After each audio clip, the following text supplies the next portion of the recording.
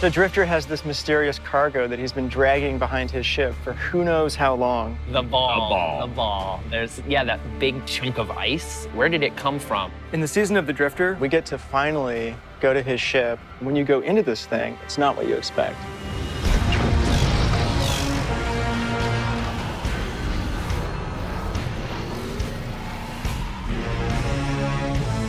The Drifter has got some of the coolest lore in the game, and this entire release is focused on Drifter.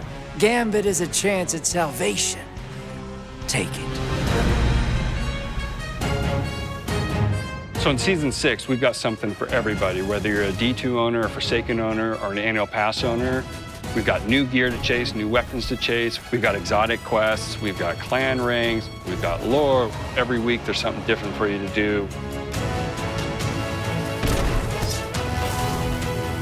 Players want to play with their friends right now. They don't want to play 10 hours of something else just to be able to go play Season of the Drifter. So we came up with Power Surge bounties to get you up to 640 power within the first hour to 2 of your gameplay experience.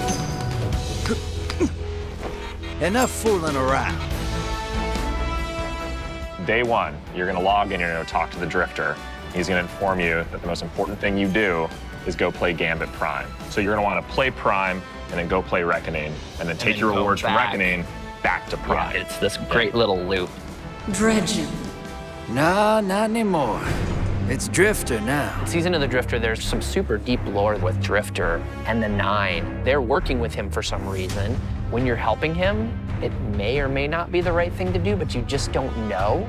I know you all keep tabs on me. Drifter has finally moved shop. He's running a new scam now. He's got a new thing that he calls Gambit Prime. Gambit Prime is the sweatier version. Risks are higher, the reward is higher. If Gambit was training for a heist, Gambit Prime is the heist. On day 1, it's going to feel a little closer to that Gambit you've been playing originally. And then all of a sudden, the mode is actually going to transform over time as players unlock perks. And it's just one round, so it's really focused into this one short, intense experience. A couple things have changed. A few very important elements that can swing matches too. First of all, players can actually drain motes from an enemy team. Additionally, there's new mechanics during the primeval phase that ask people to work as a group, almost like a raid, in order to actually DPS the boss and win. We got feedback from players. They wanted to play Gambit private matches like they can do in the Crucible. Just get into a fire team. Go in solo if you want to and like check it out. Run around the maps. Create tournaments.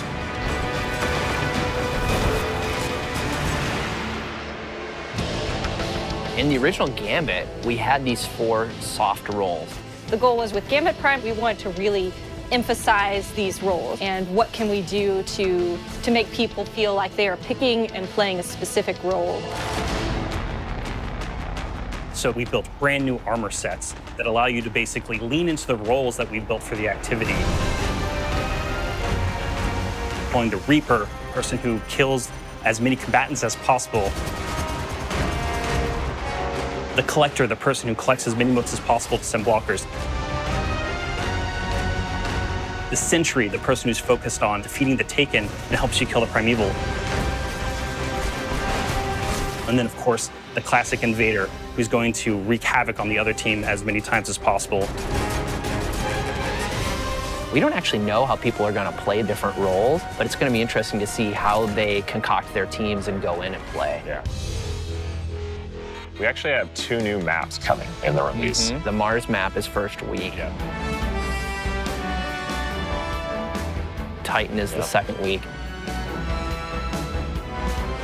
There's a new weapons feat for Gambit Prime, the Spare Rations hand cannon, the Soul Survivor sniper rifle, the Doomsday grenade launcher.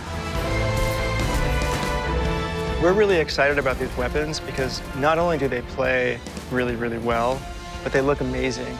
They look like they were designed by this space biker rebel guy who's seen some serious shit. It's a big improvement over Black Armory. Annual Pass owners, day 1, you will have full access to being able to play. As soon as you finish your first Gambit Prime match, Reckoning is going to open up. You're teleported into the planes of the Nine, which is this huge, like, vast space.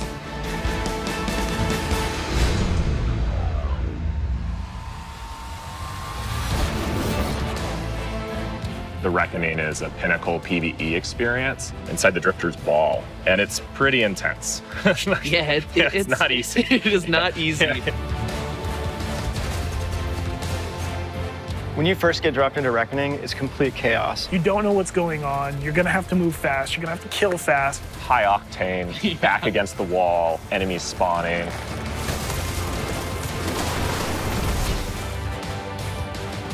You're getting attacked from all directions. Think the Crota raid from D1. At first, you're only going to have access to Tier 1, and then Tier 2 and Tier 3 will slowly unlock. It gets more and more chaotic. And there's a Killing timer everything you counting can, down the whole timer time. counting down. So every week, as you play through Reckoning, you're going to come out with more and more pieces of armor for Gambit Prime.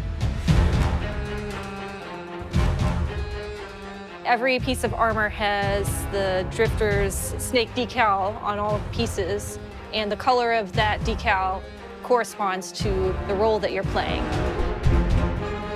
So if you're an invader set, you've got these glowing, like, red snakes covering your entire armor set. So when you see someone come over, you're gonna know. Or if you see someone in the ready room. If everyone is glowing and everyone has an aura, you should be expecting those top tier perks. You're gonna look across or look at your team and go, oh my God. Invaders! Yeah, that's crazy. Like, you don't know what's gonna happen.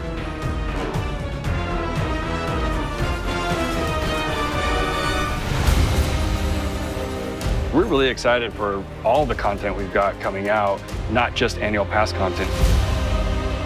The new Crucible pinnacle weapon, the new Vanguard pinnacle weapon, a new spring event coming, which we've never had before, the Revelry. Yeah, week 2, you're gonna start your journey to Thorn. I cannot wait to complain about people with Thorn as I'm holding Thorn.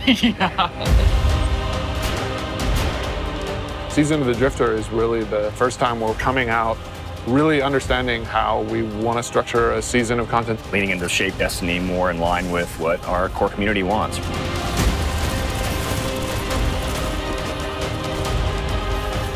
We're starting to figure out what the roadmap for a Bungie-controlled Destiny looks like.